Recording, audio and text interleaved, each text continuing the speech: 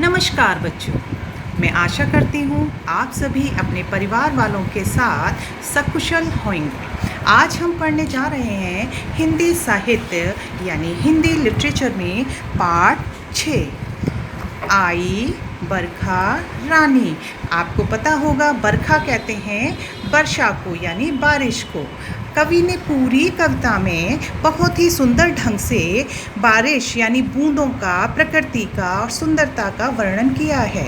और आप जानते हैं कि ये महीना भी आपका सावन, हिंदी में इसे सावन का महीना बोलते हैं, और चारों तरफ हरियाली, ठंडा मौसम और मोर के गूंजने की आवाज़ सुनाई देती है। तो इस कविता के अंतर्गत भी कवि ने इन्हीं दृश्यों को दर्शाया है। आइए इसका अर्थ समझते हैं।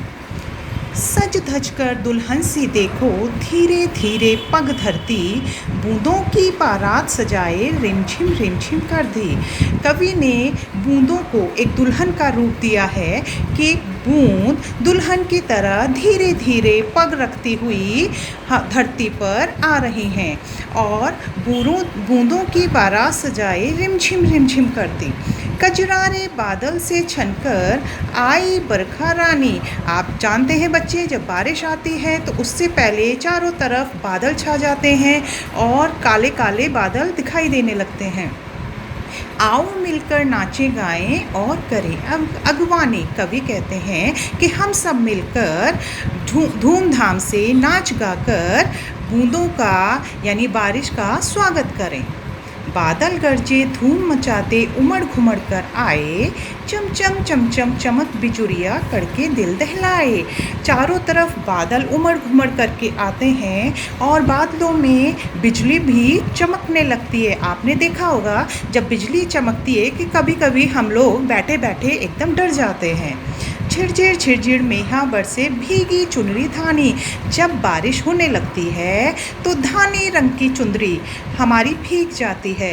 कजरारे बादल से छलकर आई बरखा रानी, और काले काले बादलों के बीच से होकर बारिश धरती पर पग रखती है। म्याऊं म्याऊं मोर बोलते नाचे पंख हिलाकर, जंगल और पहाड़ गूंजता बहता झरना गाकर। आपने देखा होगा जंगलों में या बागों में मोर भी प्रसन्न होकर नाचने लगते हैं और म्याऊं म्याऊं की आवाज़ निकालते हैं। जंगल और पहाड़ों में जब झरने से पानी नीचे गिरता है तो आवाज़ गूंजने लगती है। गली गली में कलकल करता डोले खेले पानी। जब बहुत ज़्यादा देर तक बारिश होने लगती है तो हर गली में पानी के चलने की आवाज़, नालियाँ भी भर जाती हैं और चारों तरफ पानी ही पानी दिखाई देने लगता है। कजरारे बादल से छनकर आई बरखा रानी, और काले काले बादलों से छनकर बरखा रानी धरती पर आ रही है। आओ रोजी आओ राधा, चकोरी शीरी धनिया, बरखा की झड़ियों में नाचे गाए मिल सावनिया। जब छोटे छोटे बच्चे होते हैं तो वो अपने साथियों को, है ना, अपने अपने मित्रों को बुलाकर कहते हैं कि आओ हम सब नाचे गाएं और सावन के गीत गाएं। अम्मा रोके बापू टोके चाहे बरचे नानी, कजरारे बादल से छनकर आई बरखा नानी।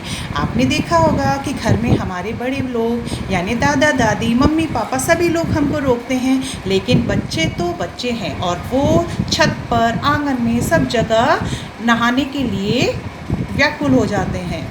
भुट्टे और ज्वार पकेगी फूट काचरे पाके, मिलजुल कर हम काम करेंगे गीत सुरीले क्या के। भुट्टे, आजकल आपने देखा होगा रोड पर भी जाते हुए कि जगह जगह भुट्टे की दुकान लगी हुई हैं या भुट्टे वाले भुट्टे बेच रहे हैं। और ज्वार, शायद आपने देखा होगा ज्वार भी खेतों में पकने लग जाती है।